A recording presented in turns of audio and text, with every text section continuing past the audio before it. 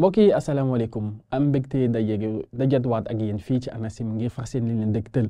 xibaari météo yi di leen xamal ni sedd goo xam ni nemmeeku woon nañ ko fan yëpp dina wéy di fi desandi waaye nag daanaka dina xaw a wàññeeku tuuti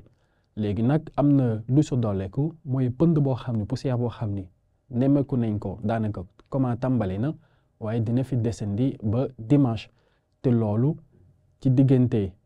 bët gànnaar réew mi ci penku waaye nag dina wàcc si daal di ñëw ba ci li nga xam ne mooy côte Dakar côte sénégalaise bi yëpp li ko dalee Ndar ba Ziguinchor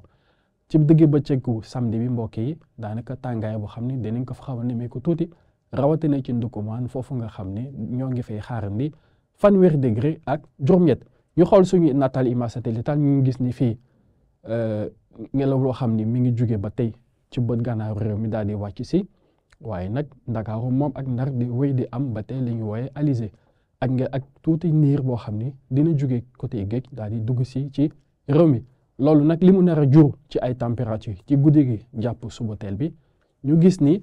fii ci Podor ba ci Saint-Louis foofu la Ndar gën a sedd noo foofu dañ fa am fukki degré ak juróom jàpp fukki degré ak juróom benn ci Ndar waaye nag Ndakaaru Mbuur ba ci Louga foofu dañ fa am fukki degré ak juróom-ñaar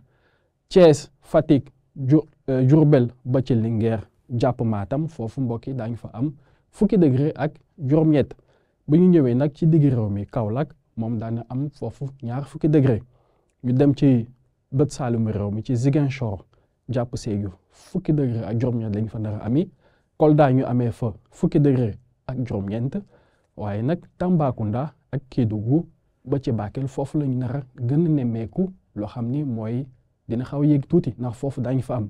ñaar fukki degré ak benn ci Tambacounda jàpp Bakel waaye nag fi mu nar a gën a yées tuuti moo di ci Kédougou ndax foofu daañu fa ami ñaar fukki degré ak ñaar digg bëccëgu samedi bi nañ leen ko doon waxee léegi ñu gis ni Kaffrine mbokk yi foofu la nar a gën a tàng tuuti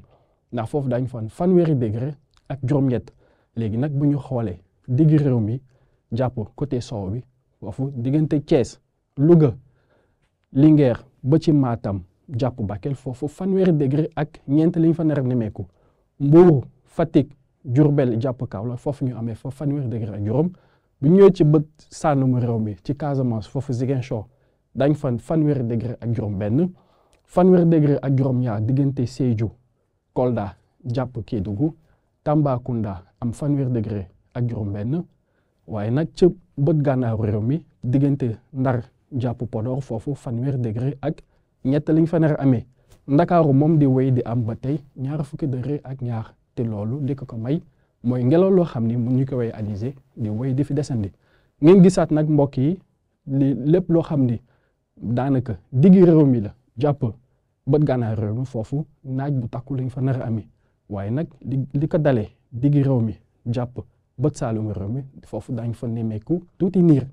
mbokk yi amoon mbégte dégtal leen seen xibaar météo bu leen ko fàtte ñu leen di fàttali rek seddaay goo xam ne daanaka dañ koy nemmeeku ba tey waaye doole ji xaw na wàññeeku diggi bëccëg bi buñ ci yeggee tàngaay lañ fa nar a nemmeeku waaye ni leen fàttaliku nii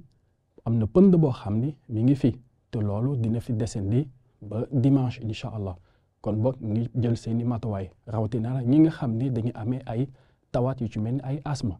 mbokk yi amoon mbégte dégtal leen seen xibaar météo di leen ñaanal guddi jàmm ak salaam jërë ngeen jëf